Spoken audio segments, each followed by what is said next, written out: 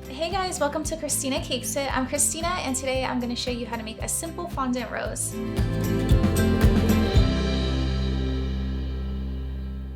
So being able to make a simple flower for cake decorating is essential. And I've done an episode on how to make buttercream flowers, and I've used fondant flowers in some episodes before, but I haven't actually showed you guys how I make them. And I actually just made a ton of these this week for a wedding cake, and so I thought it'd be a good idea to make an episode for these. So I should start by saying that there are a couple different methods to making fondant roses, and this is just the way that works for me. And I found it to be really helpful to use these petal cutters that I got on Amazon, so I'm going to make sure to link those. And you guys are going to also see that I have various shades of fondant. So this bride, her wedding colors are various shades of purple, so that's what I have here. And I made this fondant just using my homemade marshmallow fondant recipe and then dyeing it with just a bunch of different shades of Americolor. And what I'm going to do is I'm first going to make the center bud. And you do not have to have this mold, but I also got this and I'll link it below. And I actually found this super helpful and time saving, but you can definitely create the center by just molding it yourself. So I'm just pressing my fondant into the mold. And the first rose I want to show you is a larger rose. So I'm just cutting away the excess.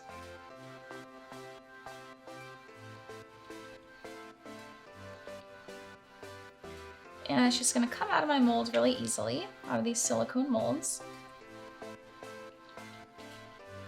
So I'm doing this twice because I want the two halves to join together.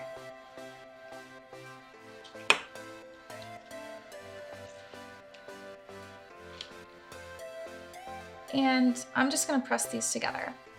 So my fondant just sticks to itself. If for some reason you have trouble with your fondant sticking, you can definitely use water or Wilton Dab and Hold, but this fondant is like kind of warm, and so it just sticks right to the other fondant piece. So I have my center bud, and what I'm going to do is I'm just going to start rolling out some thin sheets of fondant.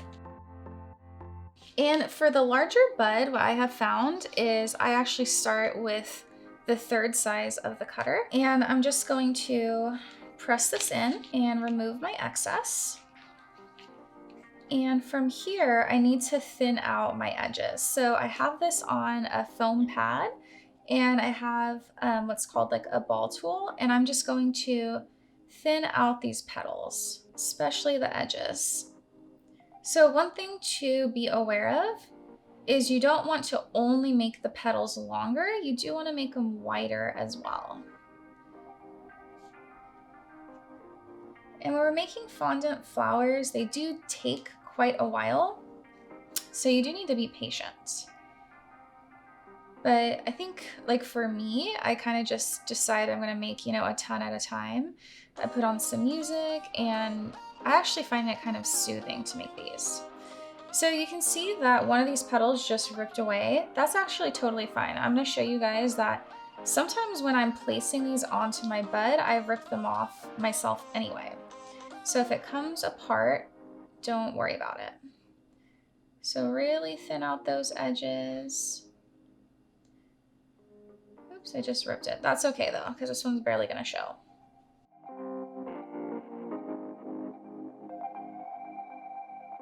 So what I'm gonna do is I'm gonna take my bud and I'm gonna place this like hugging the bud like this.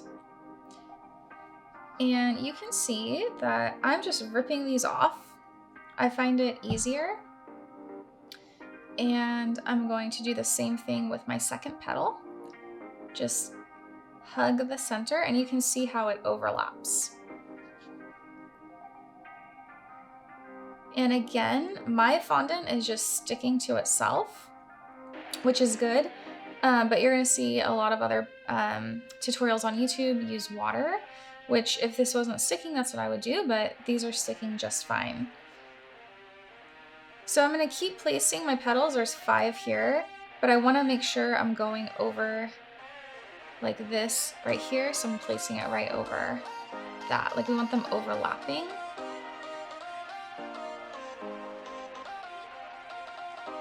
And we're gonna go go ahead and do one more. So you can see we have started our rosebud.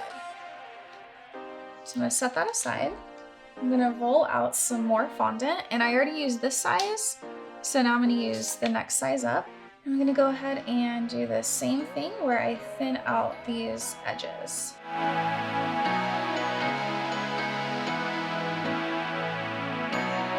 So when this layer is ready, I'm gonna do the same thing. I'm just gonna rip these off, and I'm going to continue placing layers. So here's like my lines here, so I'm placing it right over that. And something with the rose is it might be a little bit higher than the last layer, but you don't want it too tall. So you can see that I'm starting to get a little height here, but it's still pretty close and tight in there. So I'm just gonna keep placing the petals, so overlapping. And keep overlapping here. So you can see that I'm starting to get a lot of fondant at the bottom. That's really common and normal. I'm gonna cut it away at the end, so I'm not worried about it. So we're gonna do 2 more layers of petals. So another thing that I found is that, so I did the first row of petals with this size, then I went a size up. I actually use this size twice when I make my flowers. I don't go this size up. So 1 here, 2 here, and then we're gonna do 1 here. So you can see I did start to pull these apart just a tiny bit, and you can see that's starting to look realistic.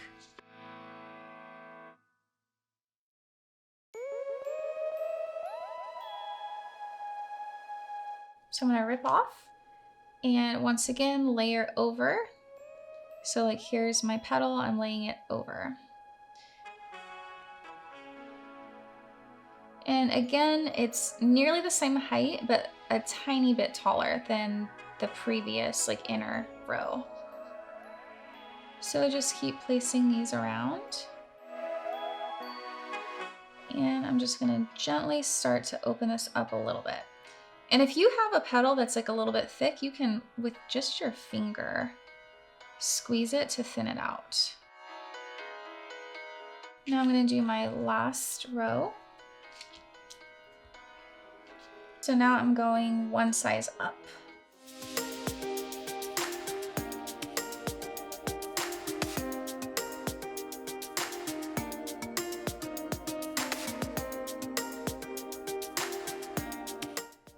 So I have like a huge amount of fondant here.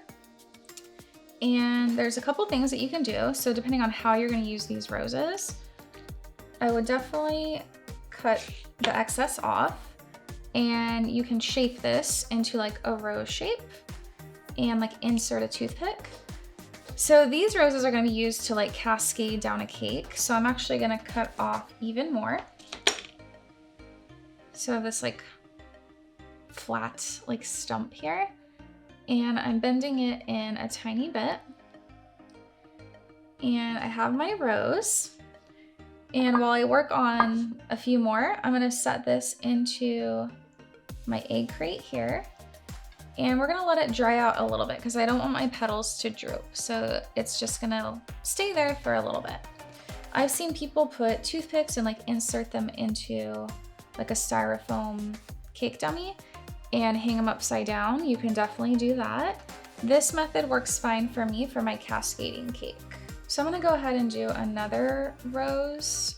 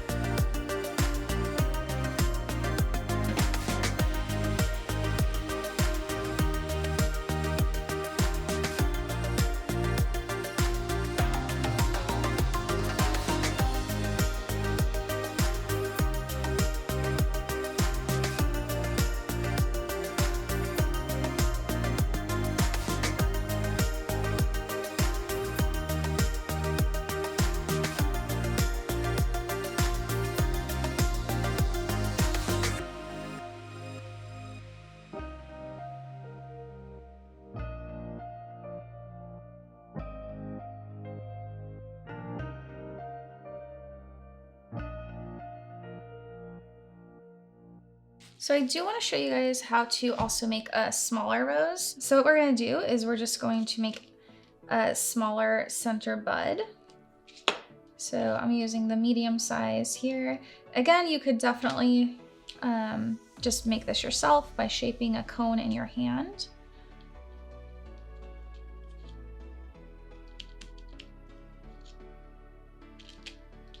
And then press our two halves together. And then since this is smaller, we're gonna use the smallest size, the second smallest, and then this is gonna be our biggest that we end up using.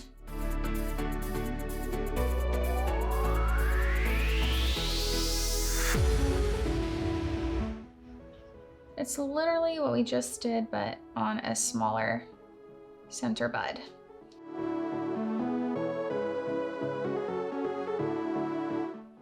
And we're gonna place our second layer, just overlapping. This row is, again, just a little tiny bit taller than the last row. And you can start to pull them out just a tiny bit. So I'm gonna do the same thing where I do 2 rows of the middle size and then 1 row of the largest. So like I said, everybody kind of has a different technique. This is just the one that I like.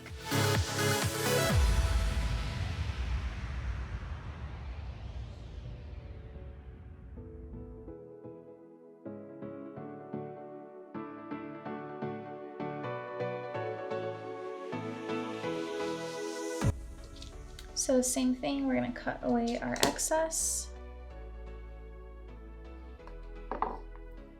and set it here to dry. So the other thing that I wanted to share with you guys is how I store my fondant pieces that I make ahead of time. So whenever I have a big project, I definitely do things in pieces because it just takes a long time. So something that I found that was really helpful is you can store fondant decorative pieces that you make ahead of time. Like I actually started making these roses 3 weeks ago because they take so long to make. And how I store them is I just have some Tupperware here. My mom actually recently just sent me a ton, so thanks, Mom. And I have a piece of wax paper because I don't want my fondant to stick to the Tupperware. And I'm just gonna place these in here.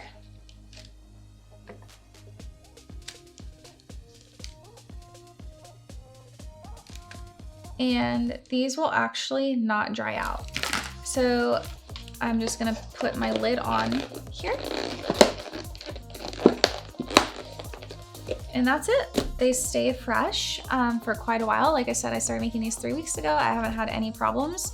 And I found this just really helpful and it helped relieve a lot of stress when I was trying to take on like big projects like wedding cakes.